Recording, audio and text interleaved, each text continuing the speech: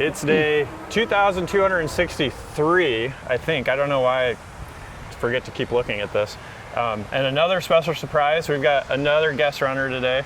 This is Daniel Fernandez, and we're gonna learn a lot more about him. But if you're ready, let's get into the run. Let's do it. Ready? We're in St. Pete, Florida as well, in case you guys are wondering where this is at. We're gonna try a new angle, so I really hope this turns out. We're sticking it way further out than normal. So it's a little awkward, and we're gonna be running around some people. We're gonna look like doofuses, but here we go. We get more of the background too. This lake is around a nature preserve as well. So it's great. A couple of gators live in this lake. Oh, really? Yeah, Man, yeah. We'll go hunt them. Usually if they get past the 10-foot mark, they yank them out of this lake, but they're almost always there. That's fun. Good job, guys. Thank you. Yeah. Well, I think what we'd love to know is just a little bit more about you. Who are you? Let's see. What do you do? Why do you love running? Because you've got an amazing story. I'm excited for everybody to hear it. I do, yeah. I grew up playing soccer, so I've been running, I could say, pretty much my entire life. Okay. Spent about 14 years playing, went through the whole injury thing, had dreams of playing in the World Cup a long time ago. Wow. Yeah. That's amazing. You didn't even know that, did you? I did not know that. Yeah, so played somewhat competitively growing up. 30s, really started getting into running, mostly 5Ks. No, really 20s and 30s. Okay. And really set my sight on a half marathon in my early 30s. And that was amazing. Almost killed me. I didn't know what I was in for. Yeah, I bet. Because you hadn't really run much before. I mean, for sport you did, but. That's exactly it. So everything was kind of 5K and below up until that point. Okay. And that really was intimidating, to say the least. Yeah, absolutely. So I ran one half marathon, and that was pretty much, I'm like, that's it. I'm not going beyond that. And I think now that I'm in my 40s, what's changed, at this point I've run well over 20 marathons. Wow. Lord knows how many half marathons. Wow. And for reference for people that don't know, so a half marathon is how many miles? 13.1 miles or 21 kilometers. Wow, okay. So if you're tuning in from abroad, it's 21 kilometers. I really wish we were on metric. I kind of hate that. But. I know. Don't even get me started on the conversions. Right. I'll go this way. But so when you're talking about marathons, now you're up to 42 kilometers, 26.2 miles. Wow. I think, as I age as a runner, I grew up in Florida, traveled the world with my wife. I met her in 2011. We got married in 2012. In 2019, we sold everything we owned and started traveling the world, and we lived out of 2 suitcases. Wow. So we've seen a lot of the world. And one of the really cool things, especially these days, is we all have these cool watches, tracking watches, right? So we can always look back and we can see all of the amazing places we've run around the world. So cool. And all your times and stuff too. Exactly. And how you got better over Exactly. time. This lake is where my most recent running journey started. The one we're running on today. Let's flip this around here just so we can see some context. Yeah, this is a really beautiful spot. Yeah, it really is. So everything really started here. It started right on this lake. Wow. And I had some pretty unhealthy habits when my wife and I were probably indulging a little too much of the junk food and the alcoholic beverages and stuff like that. When I was little, I was about 200 pounds. Wow. And I was sitting on the couch one day, and my father-in-law said, "Hey, I'm going to run this crazy race in Vegas in 3 months. Are you interested?" And I said, "What is it?" He goes, "It's a marathon." I'm like, I'd had a couple of adult beverages. I go, "That sounds like an amazing idea. I'm in." Like we all do, maybe when we've had. Oh yeah, the what do they call it? Beer muscles. That's exactly it, right? Confidence was here. So, needless to say, I started that journey. That was back in 2017. I trained for 3 months. I went on an extreme weight loss journey. Wow. I went from 200 pounds to probably 170 in 3 months. Wow. I took it very seriously. Yeah. Were you focused on any kind of like building muscle, or was it just mainly just weight loss? At the time, it was weight loss. Okay. Yeah. I didn't quite understand all of the things that were necessary. That's the only thing that sucks. If you get there, you sit. Yeah, that's always an interesting journey too. Just in terms of like what the, objective is, or Yeah. there's a lot of mindset, just in terms of you've gotten to a place in your life where you're just tired of it.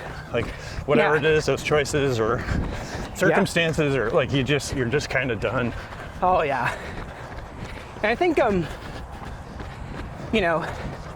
there's a saying in the running world that I've heard often. It's if you want to change your life, run a marathon. If you want to be God, run an ultra marathon. Because they're two different beasts. But really, running the first marathon did change my life. I bet. Completely. And once you run a marathon, you're always a marathoner. I started to adapt healthier lifestyle options after that. Yeah. Started dropping more weight to where I dropped total of like 45 pounds. Wow. After that, Wow. And you're yeah. like, what do you weigh now? 155. Okay, so that's like your perfect weight. Yeah, I around can there. probably go lower. Okay. When you're racing, you try to, for context, I'm 5'10", but like Okay. when you are in a racing cycle, you tend to drop weight like a fighter. Okay, that makes sense. Yeah. And when you're in that kind of a cycle, like what's the timeline to prepare? Like what do you? Because obviously, like Yeah. we're talking a lot about discipline, and there's a lot that leads into that in terms of like, what really is discipline. But as you're preparing for such an event, Yeah. what's part of that process like, and how far out do you start training? If you're consistently running base mileage, base weeks, and you have a good cardio base, you can ramp up quickly in as little as 12 weeks. Okay. But a typical cycle is anywhere from 16 to 20. Wow. Okay. Yeah. So that's, yeah, 4 months, yeah. 4 to 5 months out. And ideally, when you start that, you should have a base, already established. Right. So for a lot of people, it doesn't mean running a lot, but at least maybe 20 miles a week or so. Okay. 25, it varies. Okay. For And are you everybody. trying to do like longer sessions and in one, like meaning, Yeah. is your objective to do a 5K Yeah. a few times a week, or is it more like, put in 6-7 miles and focus on longevity? It depends on the race. So for short races like a 5K, for perspective, I run like in the 18s for a 5K. Okay. Which is amazing. I think my PR is like Yeah. 19 something. Okay, yeah. But so you're hauling. Yeah. I'll typically try to average in the high 550s pace per mile, but that's a shorter mileage. Yeah, right. You can ramp up pretty quickly for a 5K if you're in decent shape, but it's a lot of short burst type things. Yep. 200s, 400s. Yep. That's more my style. Yeah. I was a sprinter growing up, and Yeah. man, anything over one lap around the track, 400, 400, was yeah. like, I don't ever want to do anything with that. And now here we are doing 5Ks every day. Yeah, there you go. And you've done so many consecutively now. Really is amazing. It's been a lot of fun, and I feel like we all have, in life, like as we chase whatever that objective is of like trying to make ourselves better, Yeah. I just think it always comes back to discipline Always. at the end of the day. I mean, so like like you've done monumental feats with like as many marathons, and like I want to talk about some of the things I know about you, but just to share with everybody around like the ultra marathon and like what you're wanting to tackle there. But Yeah. like what if you could, which this might be tough, but Yeah. and we just hit a mile, it sounds like. Oh, we did. I just heard Yeah. the split. If you could nail your journey of discipline down to like one thing that just changed the game for you, Yeah. what would that be? Easy. The world's best marathoner is Eliud Kipchoge from Kenya. Okay. And he has a very atomic habits type mindset. And I think for me, that has been probably the thing that's changed everything the most. Having the discipline to come out here even when you don't want to is important. But continually focusing on those things that can create even 1% improvements over time. Everybody can try to tackle these large, massive goals. Yeah. But you have to understand that it's those 1% improvements along the way that change who you are. Yes. And it's not just about preparing you for that race. Yes. It's about preparing you for all of the races in life. Yes. And that applies to more than just running. So that, for me, has impacted everything more than anything else. Focusing on those tiny improvements over time and creating the space to reward yourself and celebrate those small victories along the way, which I think is important. What's a good way you've done that? Well, in an unhealthy way, it's been like to eat pizza or something. Yeah. You know, I've earned this, so I'm just gonna gouge on it. Yeah. Like maybe I was super disciplined with a dietary plan, and I hit my goal, and I just wanted like a pizza or an ice cream cone or something, you know? Right. Yeah. So things like that. It's wife and I will say that every day you're out here, kind of like what Sean's doing, you're making a deposit. Yep. And the more deposits you make, the better the outcome long term, because it all contributes to who you will become, which is a better version of yourself. Yes, amen to that. That's amazing.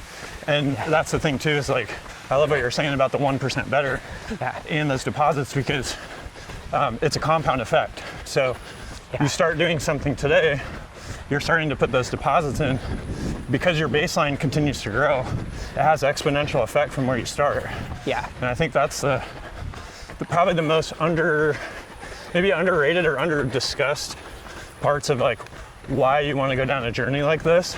Yeah. And what the objective and the outcome really is. Yeah. And you know, it's obviously someone like David Goggins would be the unhealthier version of it, but building your mental toughness doesn't happen overnight. It takes time. Right. And you have to work on it every single day. Right. So sometimes in those moments when life or race or anything gets really, really challenging, those daily deposits that fortify your mind will help in those times when things don't go your way. I love too that even in something that we do frequently or every day or whatever, habit we're stacking, there's still room for improvement. For example, right now, my forearm is burning. And it's because this selfie stick thing is extended past what normal is for me, which is a lot tighter and shorter on my run. And so my arm's been used to that. And I can, pump out a 5K, and like, I don't even remember that I'm holding the camera anymore. But now here we are, and this thing's on fire, which is, just goes to show you, like, change up your routine a little bit too, even within the discipline. Or whatever, it is that you're pursuing. It's not the 5:30 pace we're at right now? Right. No. Right.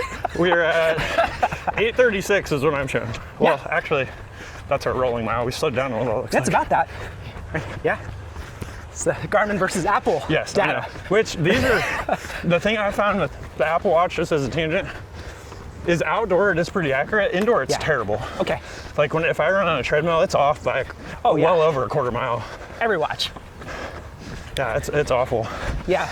Well, so we're about halfway through. What is something that you're focused on with, obviously you're a disciplined person, like you've built this identity around becoming disciplined. You do these marathons. Like, what's on the horizon that's continuing to push you? Because part of that process too is not staying static. So it's not like, or like I like to annoyingly say about paying rent into the machine of discipline. Like, it doesn't care who you are or how long you've paid it. The moment that you stop is the moment that you start going backwards, and eventually it's jealous and it's going to go find somebody else that's willing to pay it. So what are you continuing to do now to keep leveling that up, and what's on the horizon for you? I think you nailed on a very important topic, continuing, because even people who are really good, great athletes, even elite athletes, off season will sometimes deal with bouts of depression. They don't have goals that they're working towards, things like that. So continually having something that you're striving for is really important for your mental health. One of my big goals was to qualify for Boston and run all 6 global marathon majors, which I did this year. Wow. So, because there's 7 total? There's 7 total now. So there's the 6 originals, and they just added Sydney. Okay. Which is Berlin, Tokyo, London, New York, Boston, and I'm missing one. Chicago. Yeah. And you did all those this year? No, not all this. Probably over the course of 3 or 4 years. Okay. But you've stamped them. They're done. I've stamped them. They're done. That's amazing. That's exactly it. So now after having run 20-something marathons, the first one was terrifying. I feel like if your goals don't scare you, they're not big enough. Yeah, I like that. That's good. They have to scare you. Yeah. So I was talking to Lauren, my wife, and she's like, I said, well, how about like a 50 miler? And a marathon is 26.2. It seems daunting to me, but she goes, does it scare you? And I said, not really. And she goes, well, then you need a bigger goal.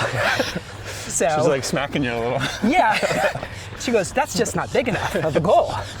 So there's the Mont Blanc World Championships of Trail Running that covers 3 countries in Europe. Wow.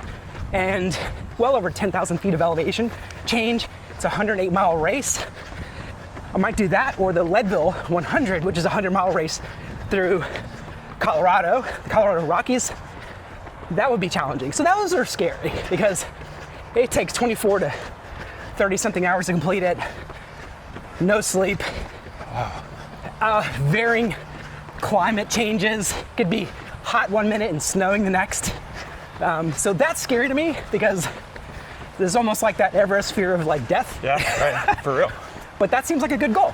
Yeah. Well, like, so even in that, let's peel that apart a little bit. Like, Yeah. that's obviously going to be a level of training and preparation that you may not have done before. Yeah. And you're going to have to not just work within yourself to find that additional capacity, Yeah. but you're going to have to restructure your schedule, probably your eating habits Yeah. to a certain degree, or maybe, Totally. you know, Yeah. just modify them slightly. So, like, as you look at a goal, a scary goal like that, Yeah. what are some thoughts that you have around, like, how scary is it to change the habits? Is that a little easier and less scary and it helps lead to the output, or is it kind of like it's just all scary and you got to figure it all out together? I think the one thing that people need to understand about any sort of goal that requires a lot of time and discipline is that if you have a significant other or children or anything else, it's a team sport, whether you believe it or not, because everybody has to help contribute to your goal. My wife's got to cover the kids for longer hours. I've got to eat certain foods, you know, and maybe that means everybody's eating those same foods. It is a team sport. It's a team effort. So that is one of the most important things to consider. But in terms of changing the discipline, it would be a lot more strength training in, you know, various conditions, Yeah. cold, hot, hills. Up to this point, everything a road princess like me would not have done because trail running is completely different. love 2 that. separate breeds of runners. Yeah, right. I mean, so even just a specific within there, like, how do you train for elevation? Like, you're sitting here at literally 0 feet above sea level. Well, Yeah. maybe a couple feet because you didn't get flooded out Yeah. during the hurricane last year. Yeah. Or was that 2 years ago? That was last year. Last year, yeah. Yeah. How do you train? Yeah, for elevation when you're on flat land. Yeah. So, whether scientifically accurate or not, there's a belief that high heat training is similar to okay. elevation training. Okay. So, obviously, if you're training in Florida summers and you're melting outside, It's about as high as it gets. you see your heart rate spiking. It's Yeah. spiking for different levels, Right. not because of the oxygen deprivation, but for other reasons. And but also, you know, we'll dedicate time at high altitude. So probably spend a couple months at high altitude Okay. to acclimate, Okay. and then train at those altitudes. Maybe someplace like Salt Lake City or Oh yeah, something along that'd be those good. lines. Yeah, because they're either close to or a little bit above a mile Yeah. above sea level. But it is important to get some training at the actual, like, you know, in the environment, Yeah. I would say, that you're gonna race at. That's kind of interesting too, because like even as you're saying that, I'm just having this, I don't know if it'd be a visualization or a thought, just around how there's such a scary goal Yeah. in a specific location. You do some training and preparation, geographically even speaking, nowhere close to that goal. Yeah.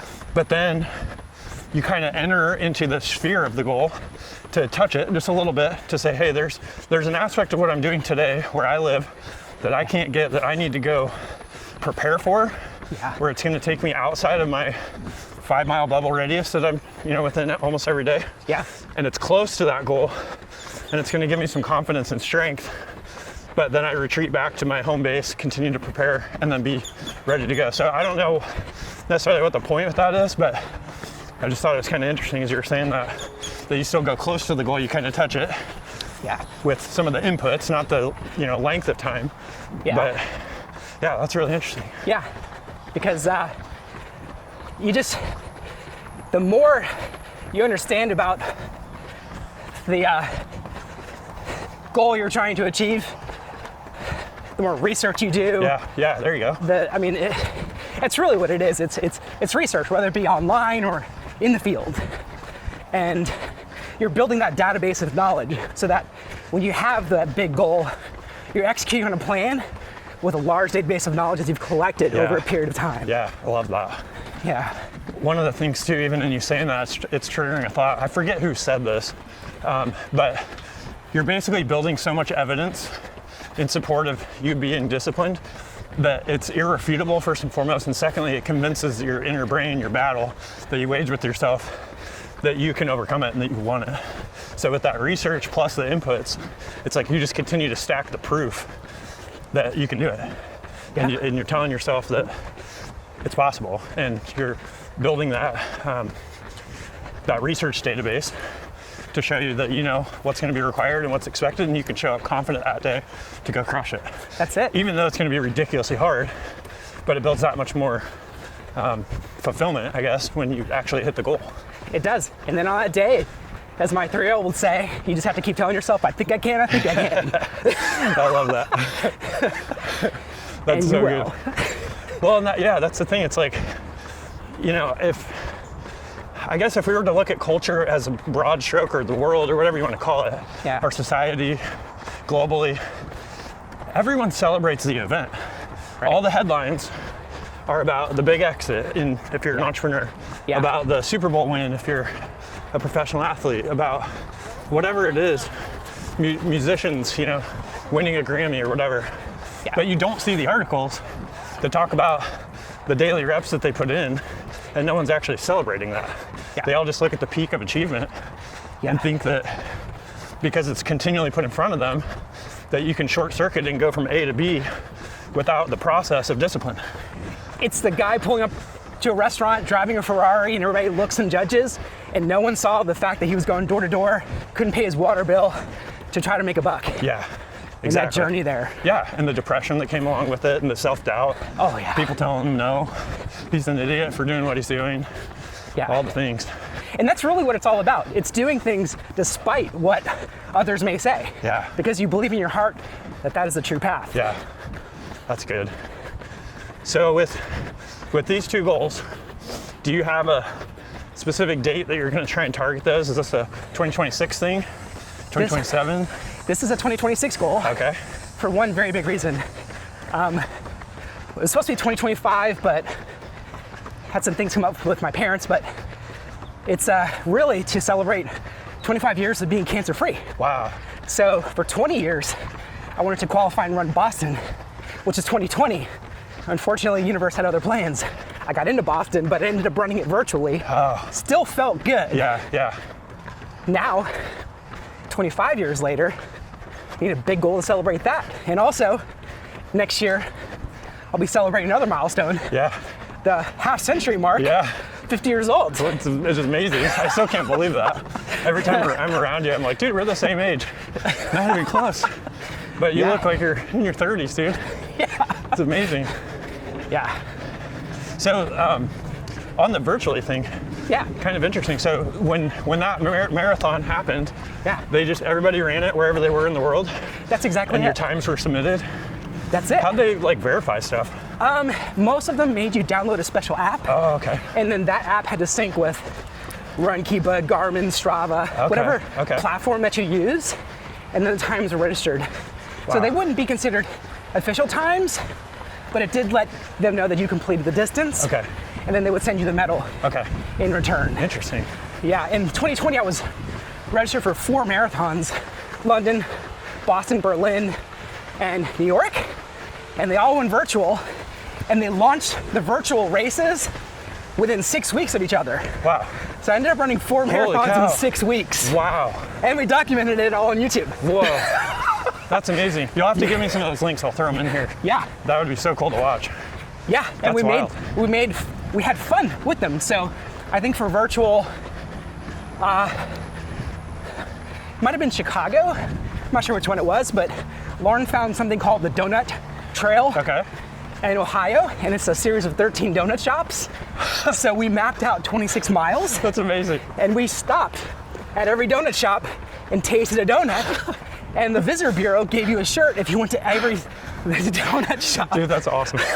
That had to be so many calories, but that would have tasted so good. Don't want to give too much away, but let's just say it didn't all stay down. Yeah, I can imagine. Sugary donuts as fuel for marathon Oh, did not go dude, so well. yeah, that would not, those don't mix. Not in the slightest. Well, we're at 2.9, man. Nice. We're hauling. Oh, yeah. I'm just a small glimmer into your world of a marathoner. What did your wife do this morning? Let's tell everybody about that too. So she is training for the Valencia Marathon in Spain. She's training to qualify for her first Boston. She is a machine. She's dropped 20 pounds. She's going to run, I think, 70 miles this week, Wow. which is more than I've ever run. Wow. So she's a true girl boss. She wants it, and she's working even harder than I did, which is impressive. So it's amazing to see. So she ran 22 miles this morning. It's part of her She got up training. at like 5, right? Yeah. Went out and got after it. Yeah. We're sitting around like lazy bums, just drinking our espresso and letting the kids play. And Which again is not easy to do when you have a 1 and a 3-year-old at Yeah. home and then still train. yeah, absolutely. Yeah, she's really dedicated. We'll have to have her on here sometime too. For sure. We'll come back down. Yeah. That would be awesome. 3.02. This is great. I mean, we've only got, a few seconds left, but Yeah. what would be a good parting encouragement or thought for somebody that might be kind of in, let's say they've struggled to gain traction in something in their life right now. Yeah. They're Easy. really discouraged. They're really just wondering if this is what they're supposed to be doing. Like, what would be your encouragement to that person? There's that, what is it? The journey of 1,000 miles begins with a single step. There you go. This lake right here, when I came out here in 2017, which is why it means so much to me, I couldn't even run a mile. Wow. I made it 0.63 miles. I think that was exactly the mileage, 0.63, and I was winded. It took me like 2 days to recover. Wow. So if I, who's no one special, an average person, can go from 0.63 to everything that I've accomplished, and I was overweight, definitely dealing with some depression stuff back then. This helps your mental health. If I can do that, then every single person watching this Yes. can do that too. Not necessarily running, but whatever it is you set your mind to, just remember, start with a single step and build from there and make those daily deposits. I love it, man. That is so good. That's such a good ending. Wow, we're at 3.18. We overshot it a little bit. Let's stop right here. Yeah. Our tradition at the end is I always pray everybody out. Yeah, please. That's in here, and we've got a beautiful little setting here. No, let's do it. Let me adjust this. I think we're getting the bottom of the stick.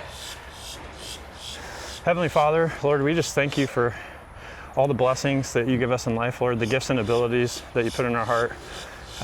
Lord, just friends like Lauren and Daniel that we've had the opportunity to get to know, and the amazing and incredible things that they do in life. Lord, we just pray blessing and safety over everything they're about to enter, and we just thank you for health and wellness, and for anybody that's on the fence right now struggling with anxiety or depression or just something that they feel is overcoming them. We just pray that you would just make them feel your presence, Lord, and give them confidence and boldness to step into this journey. We pray all this in Jesus' mighty name. Amen.